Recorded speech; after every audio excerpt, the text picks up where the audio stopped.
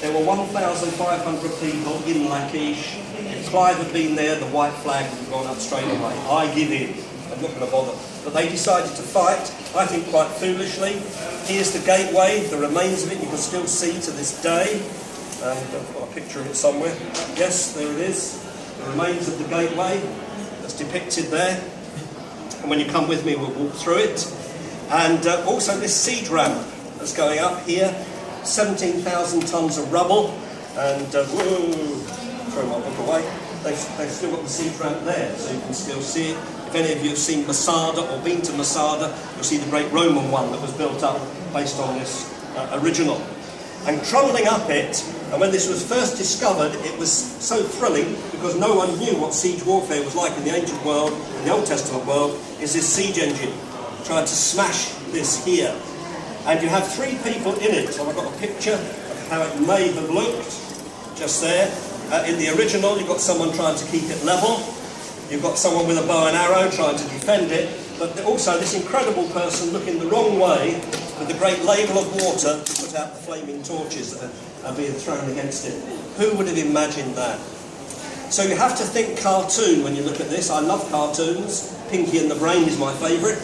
If you've never seen it, go on YouTube and listen to the introductory song. We're going to conquer the world. I think it's wonderful, but anyway.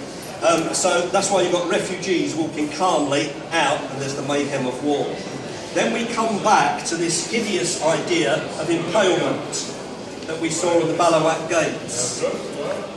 So we have here people being impaled, and they did it differently, through the anus, through the stomach, or under the chin. Depends, and you can see variations on the theme if you really want to, if you look closely there. It's to intimidate the people. And I think this was going on outside the walls of Jerusalem. When Hezekiah and Isaiah were shut up there to intimidate them, this would have happened.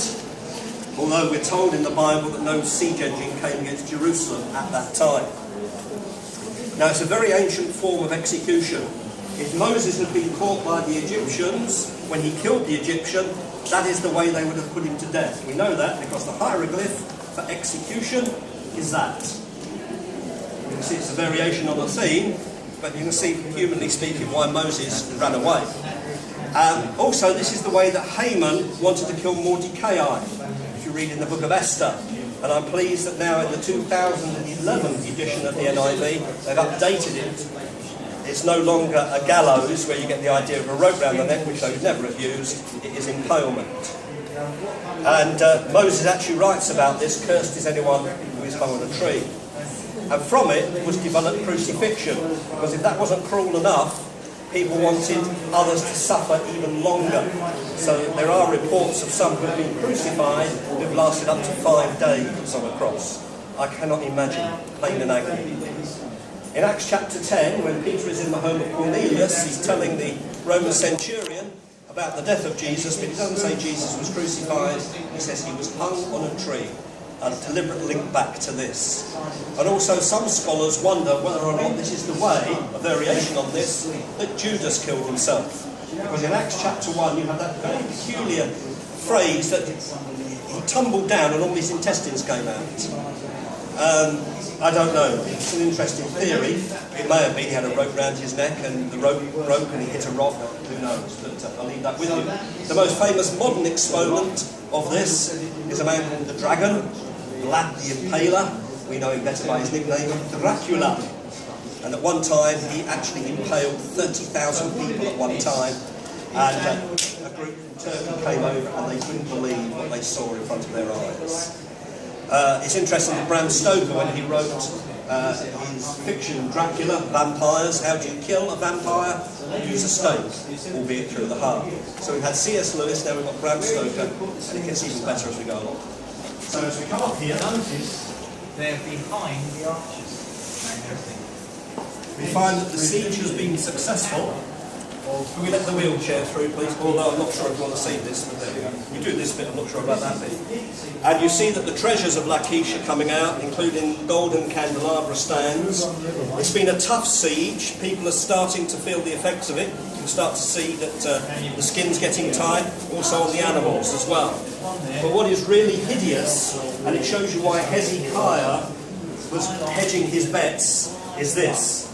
The two main leaders of Lakeesh are stripped naked and staked out on the floor. If the Assyrians got into Jerusalem, this would have been Hezekiah and Isaiah. They're naked, starting at the heel, they are flaying them alive. In English, skinning them alive. And they peel the skin off in one go, and then they take it and they put it on what's left of the city gates. They believed in the book of Proverbs, teach a child in the way they go, when they're old they won't depart from it. Look at this, two children looking on. We think maybe they're the children of these two who are suffering hideously, and we think these are the wives as well. So no wonder Lord Byron wrote about the Assyrian coming down like a wolf on the fold. Absolutely awful. So when you read 2 Kings, 2 Chronicles and the book of Isaiah, put all this into the mix, and it gives you a very different perspective, doesn't it? Then when Isaiah says, trust God, Hezekiah goes, well, I'm not really sure, mate. Look at this. And you can actually see, where is it? If you really want to. There it is. That's where it took place at Lakeesh, just there. And if you really want to get close enough, there's a man in a light blue shirt there, that's me, walking down towards it. We follow it round here and we find other people are being put to death. This one here is a real insult to the Jews, and a deliberate insult, because this is the sort of way that they used to slaughter pigs. And so it's a deliberate snub of the Jews, knowing the Jews' views on pigs. Others are pleading for their lives, and we come eventually to the great king Sennacherib on his throne, and we find him sat on his ivory-clad throne. And it's interesting, at Nineveh they found remains of his rock crystal throne, and the crystal was so pure the light would have gone right through it. Sadly, very little of it has survived. But here is an ivory-clad throne, his feet are on his footstool, and it was traditional for ancient kings to depict their enemies on their footstool. So when you come with me to Cairo, you'll see one of Tutankhamun's footstools, and if you look closely you'll see they're all different peoples depicted there. The symbolism, you'll see all the different faces maybe, the symbolism is when you've got your feet on your footstool, you've conquered your enemies. That is the background to Psalm 110 verse 1, the great messianic psalm that's repeated in the book of Hebrews, that Messiah shall reign until all his enemies are his footstool. So it's a very familiar image. And so we find here that these people are pleading for their lives, and they're going to be shown a form of mercy. Because Sennacherib has the arrow pointing down and the bow reversed. That's very significant symbolism. If it was round the other way, they'd be executed. And so we find that he's going to show them mercy, although it wasn't a great deal of mercy because they were led away as slaves to suffer and die. Now in front of him is the crown prince, Ashur-uddin Sumai.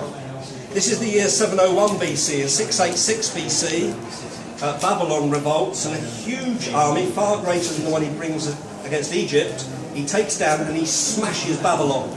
He absolutely destroys it, and the Babylonians hate him.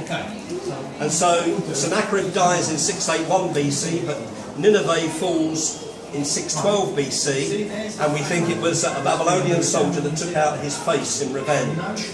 To take out someone's face means you take away their identity, you don't know what they look like, therefore in the next life they have difficulty in being recognised. Now because of this, what happened at Babylon, it took almost 100 years to rebuild it.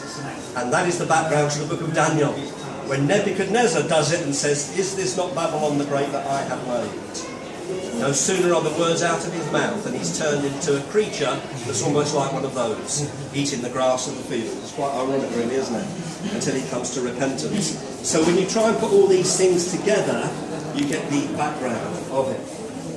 Now we come round here and we see the Assyrian camp, and the Bible tells us that the angel of the Lord put to death 186,000 of the 305,000 soldiers of the Assyrians, and he did it at the camp, not at Jerusalem. Read what the Bible actually says, and this is where Sennacherib has gone wrong. He's tried to rewrite history. There's not a single Assyrian body anywhere near that. And those who don't believe the faith message of the Bible agree that this is the big mistake with this room. Where's Jerusalem? Well, he never got into Jerusalem, so he magnifies the lesser thing. So it's quite interesting, isn't it? So it's a really crucial piece of information. And all sorts of things that we've got here, which I won't keep you with now, which help us in our understanding of the Scriptures. Not least this panel here, before we go. They haven't got one from the time of the Babylonians, so they made reference to it here at the bottom to the Psalm 137 about singing the song of the Lord in a strange land. The type of harp maybe that David would have played previously. None of you are old enough to remember, but a few years ago there was a pop group called Boney M who actually popularised this by the waters of Babel. You could sing it. No, this one.